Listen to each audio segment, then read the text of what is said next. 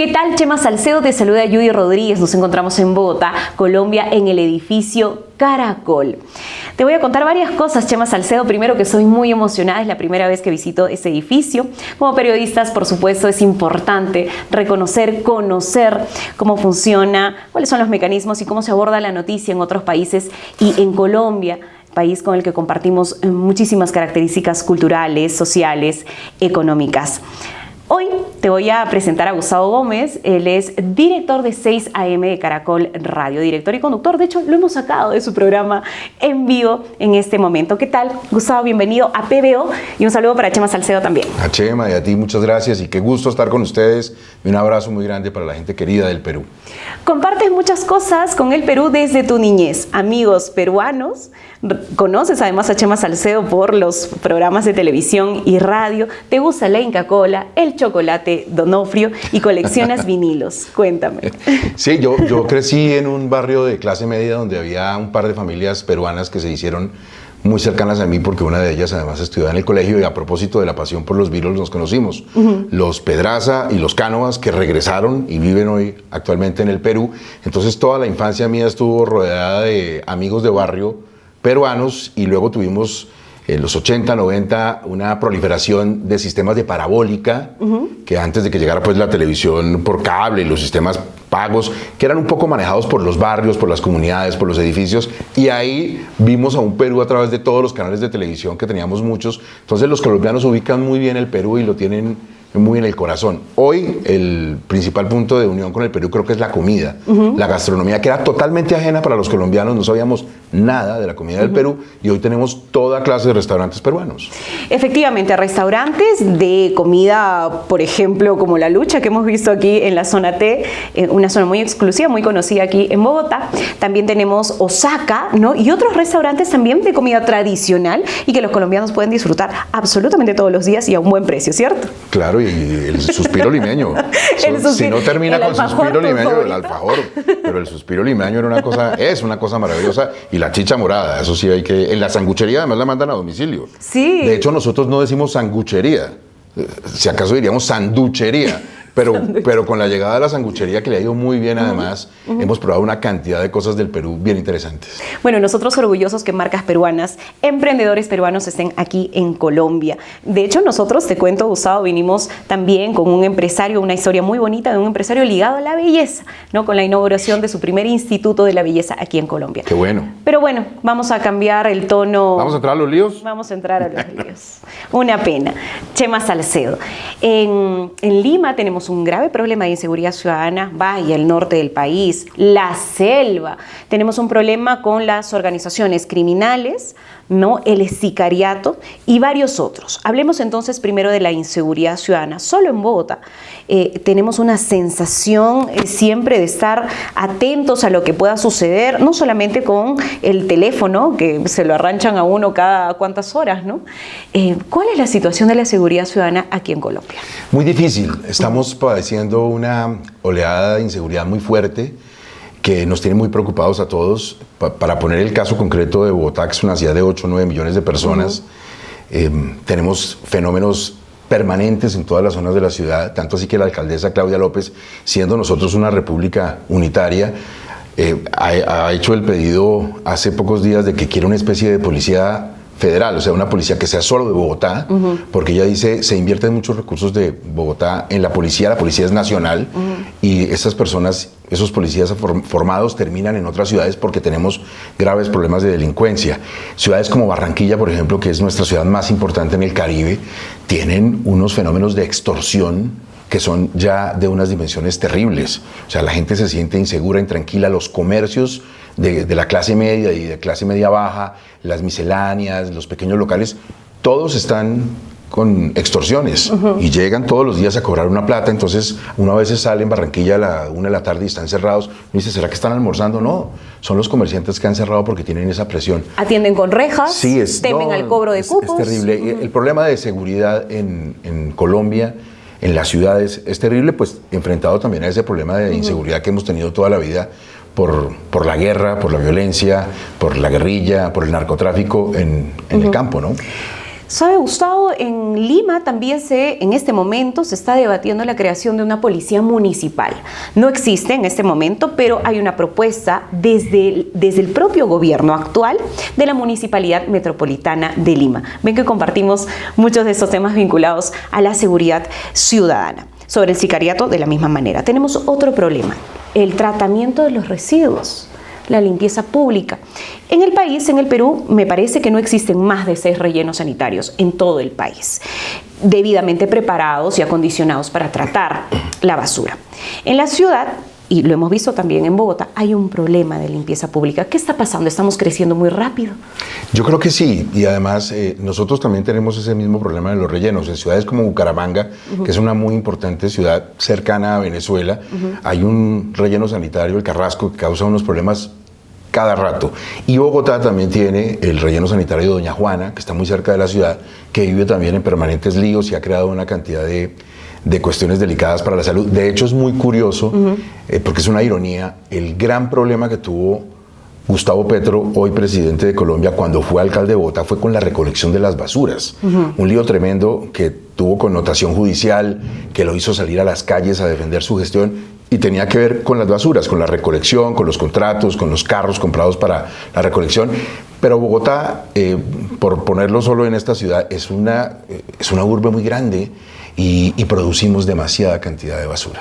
Es una cosa que supera la posibilidad de recogerla. Obviamente tenemos un sistema en Bogotá de recolección de basuras, que tiene varios componentes y varias empresas, pero a veces no da abasto. La mendicidad. También en estos días que el equipo de PBO y WILAC se encuentra aquí en Bogotá, hemos visto mucha presencia de mendigos, ¿no? Sucede también en el país, hay mucho trabajo infantil, explotación infantil también. ¿Cómo está manejando el gobierno esto? Pues es que el hecho de tener tantas personas en esa situación se deriva de otros problemas, se deriva de incapacidad de conseguir empleo, se deriva de pocas posibilidades económicas, se deriva de situaciones de violencia muy complejas que vivimos en las regiones y que hacen que la gente venga hacia las urbes, hacia Bogotá, hacia Barranquilla, hacia Medellín, que son las ciudades importantes, hacia Cali, que también tiene el mismo problema en el Pacífico, y por eso tenemos una sobrepoblación. Hemos tenido también la llegada de 2 millones de personas más que recibimos con todo el cariño del mundo de Venezuela. 2 millones como mínimo, mal contadas, que para una economía como la nuestra, que no es boyante, también significa un peso. Y sobre todo ese asunto de la violencia que vive Colombia, que es insuperable, con una propuesta de paz total de un presidente que se queda un poco en lo escrito y que es muy difícil de lograr. Una paz total no la logra nadie. Y tuvimos un proceso con las FARC que fue en alguna medida exitoso, pero se volvió a llenar el país de disidencias de las FARC que ocuparon el lugar de esas FARC y siguen generando violencia y manejando la minería ilegal, el narcotráfico y por supuesto sus formas de financiación que tienen que ver con lo que tradicionalmente es la guerrilla: secuestro, extorsión, asesinato, abigeato, muy difícil. Y por eso tenemos tanta gente en situación de necesidad. Esa es una respuesta que tiene que dar el gobierno nacional y los gobiernos locales en términos sobre todo económicos, y ese es uno de los grandes retos de Gustavo Petro. Bueno, sobre los acuerdos de paz, el proceso de mantenimiento, recuperación primero y mantenimiento de la paz, de reconciliación y perdón, es un proceso que también compartimos con el Perú. Es mejor tener y buscar la paz a no tenerla, pero es importante prestar atención a la correlación de los hechos y cómo los políticos, a través de sus decisiones, están interrumpiendo justamente esta búsqueda de la paz. Hablando de políticos, sin duda ha sido noticia desde ya algunos días, ¿no?, el rescate de los niños, ¿no?, en la Amazonía de Colombia. Conversábamos antes de la entrevista con Gustavo que los problemas de las comunidades indígenas y las poblaciones vulnerables es un problema que no lo están viendo los políticos en Colombia o en Perú, por ejemplo, ¿no? Y Gustavo Petro lamentablemente llama la atención con otros temas, haciendo críticas a la prensa, a nuestro país, al Perú, y metiéndose en otros líos, como por ejemplo, o en los que ya estuvo metido, el de financiamiento ilegal de campaña. Temas que compartimos también con el Perú. Cuéntame, Gustavo. Bueno, la situación del presidente es muy difícil. Es la primera vez que hay un presidente, para decirlo como es, aunque a veces a él no le gusta, un presidente de izquierda. Claro. Un presidente que no gana con los votos de la izquierda. La izquierda en Colombia como poder electoral jamás ha podido llevar un presidente a Palacio. pero sí ganó con la insatisfacción de mucha gente que era de los partidos tradicionales y que dijo, esto no está funcionando y este hombre está haciendo unas propuestas muy interesantes frente a un candidato, Rodolfo Hernández, que era su competidor, que no generaba mucha tranquilidad en materia de preparación, en materia de ética. La gente entonces terminaron votando por Gustavo Petro. Él gana con una propuesta del cambio, pero es un choque muy fuerte. Petro es muy malo para tender lazos, para trabajar en equipo, para llegar a acuerdos. Él tiene una idea preconcebida de lo que debe ser el Estado. Y la quiere imponer. La quiere express. Yo a veces lo defino a él, él lo que practica es una democracia absolutista y realmente en sus declaraciones públicas queda confirmado. Él siempre dice, yo gané las elecciones y por eso mis proyectos, mis propuestas tienen que llevarse a cabo. Y él olvida un poco que hay una cosa que es la separación de poderes, los poderes públicos, ¿lo olvida los realmente? pesos y contrapesos, la Constitución, las Cortes, la rama judicial. A él parece que toda esa arquitectura del Estado le estorba porque él quiere unas reformas y unos cambios ya, en meses, y eso no se puede lograr con el Estado que tenemos, lo cual a muchos les indica que él sigue pensando en esa idea de una Asamblea Nacional Constituyente para cambiar la estructura del Estado. Entonces él ha chocado con mucha gente, con los empresarios, con los periodistas, con los gremios que quieren acercarse a él, entender que él ganó las elecciones y tiene todo el derecho a trabajar en sus propuestas, pero que no los deje de lado o que no los insulte como normalmente hace. O dinamita el sistema democrático, que es lo que pudo haber sucedido en nuestro país y finalmente no sucedió. Sobre el lavado de activos y financiamiento de campaña, tenemos en Perú varios presidentes investigados por este tipo de delito. De hecho, el caso es la niñera en Colombia. Me recuerda el caso Humala, la ama de llaves y el chofer que luego fue asesinado. ¿Qué opinas sobre presidentes y el financiamiento y la presencia de grandes corporaciones en su momento en Colombia y en Perú, Odebrecht, y ahora con el escándalo Petro? Pues en el caso de Petro hay muchas cosas todavía por aclarar. Ese episodio de la niñera con una plata que le roban en su casa, unos dólares que tenía, que no hemos sabido ni siquiera en términos oficiales cuánta plata era y si se recuperó algo, es como la punta del iceberg, porque precisamente por ese episodio en el cual entraron en confrontación la jefe de gabinete, la niñera trabajaba para ella, y el hombre que fue tan importante durante la campaña de Petro, que es el ex embajador en Venezuela, Armando Benedetti, que era como su mano derecha en la campaña. Al entrar ellos en conflicto, Benedetti se desespera y empieza a dar unas declaraciones en chats, en WhatsApp, a la jefe de gabinete y a otras personas, donde sugiere que entraron, y da la cifra, 15.000 millones que no están registrados en las cuentas. De hecho, la campaña de Petro, como las campañas de todos los presidentes, están siendo estudiadas, analizadas, pero pues obviamente estos 15.000 millones, todo el mundo entiende que no van a estar con una firma de recibidos, platas que entran por debajo, y eso sí le ha generado una pérdida de popularidad al presidente, porque no hay en este momento una manera de probarlo todavía, pero está la sospecha. Y no hay una explicación lógica. Y no hay una explicación lógica, y el presidente se ha sentido frente a la prensa, por ejemplo, atacado, y ha reaccionado de una manera bastante brusca con la prensa. Todos los días el presidente Petro, en sus declaraciones y sobre todo a través de Twitter, está peleando con los periodistas. Y sus discursos, sus alocuciones están cada vez más cargadas como de amenaza y un poco de resentimiento y de odio.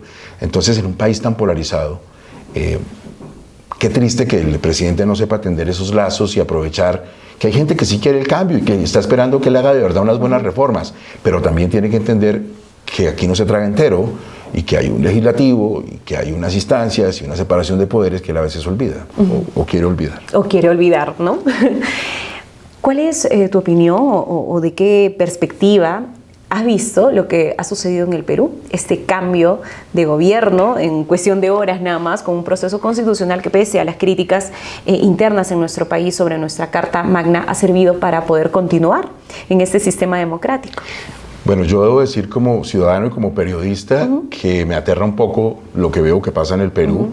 Aunque pues no debería asustarme comparado con las cosas que pasan aquí, que pueden tener otras dimensiones, otras perspectivas, pero también son muy delicadas. También lo que pasa en Ecuador me aterra un poco. Yo lo que siento es que es una región que está en un momento de ebullición, está en un momento muy difícil, hay una pérdida de credibilidad en todo. Tenemos una ausencia de pérdida de credibilidad en la prensa, en los políticos, en las Fuerzas Armadas, en los organismos de control, y eso, digamos que es un fenómeno regional, más que de derechas o de izquierdas, sucede en todas partes. Y a mí lo que realmente me preocupa es la inestabilidad de la arquitectura jurídica del Estado, de las democracias. Nosotros, por ejemplo, a pesar de que tuvimos un importante golpe de Estado en nuestra historia, fue un golpe que duró poco y que terminó quien lo dio cediendo frente a la protesta de la ciudadanía y de los estudiantes, nombrando una junta de gobierno militar y retirándose para que hubiera elecciones. No tenemos una vocación golpista en Colombia, como sí puede suceder en otros países, sobre todo en el Cono Sur, que se han tenido cantidad de golpes de Estado. Y el presidente ahora cuando habla y el Congreso no le marcha y está preocupado porque en la Corte Constitucional algunas de sus reformas pues se vengan a pique porque la Corte Constitucional actúa en derecho y compara la Constitución con las leyes y si hay alguna ley... Exacto, él habla de un golpe de Estado blando y él mismo está creando una narrativa que es muy peligrosa de tratar de decirle a la gente que si no se hace lo que él quiere que se haga y si sus reformas que ganó con su programa en las elecciones no salen como él se las imagina, es que hay un golpe de Estado contra él. Lo dice todos los días, a todas horas, y eso empieza a crear una gran inestabilidad que sí nos está acercando a las cosas que pasan en otros países y que tanto nos asustan aquí en Colombia. Tenemos instituciones que realizan el control de la constitucionalidad, desde el legislativo hasta nuestro máximo ente, que es el Tribunal Constitucional, pero incluso a esas instituciones, también en el legislativo y también en la prensa se ha pretendido maltratar y mancillar.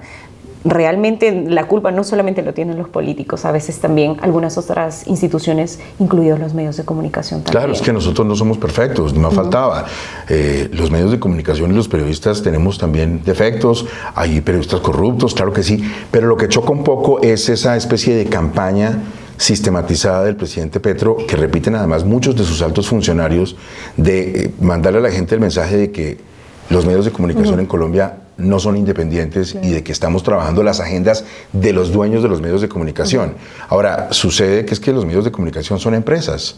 El problema es que la empresa se meta en la información y si eso pasa, sí es gravísimo, pero son casos concretos que hay que estudiar. El mensaje del presidente Petro siempre es no le crean a los periodistas, no les crean a los medios de comunicación en Colombia y es muy delicado porque yo tengo la creencia como mucha gente de que hay dos pilares en la democracia, la libertad de expresión, dentro de la cual está la libertad de prensa o el periodismo, por supuesto, y la libertad de empresa. Si esas dos fallan, se cae cualquier democracia. Por supuesto. Bueno, era un comportamiento similar al de Pedro Castillo, ¿no? Todos los días contra, además, un medio de comunicación que sacaba las denuncias, las investigaciones y todos los días insistíamos, y perdonen que hable pues de nuestro medio, pero es que en realidad fue así. Se pretendió incluso denunciar a los conductores de televisión, al canal propio, al empresario también, ¿no? Al dueño del canal. En fin, muchísimas gracias, Gustavo, por ese tiempo. Por favor, faltaba más. Por contarnos además cómo funciona aquí la situación y creo que compartimos muchas cosas y creo que debemos escucharnos más también. Por supuesto, un saludo a ustedes, un abrazo muy grande y ojalá como región todos podamos salir adelante porque el beneficio de un país es el beneficio del otro país y la tragedia de un país también es la tragedia de los países que lo rodean. Y un abrazo muy grande para todos ustedes en Perú y que vuelvan pronto. Para Chema Salcedo. Chao, Chema. Nos vemos. Chema. Un abrazo.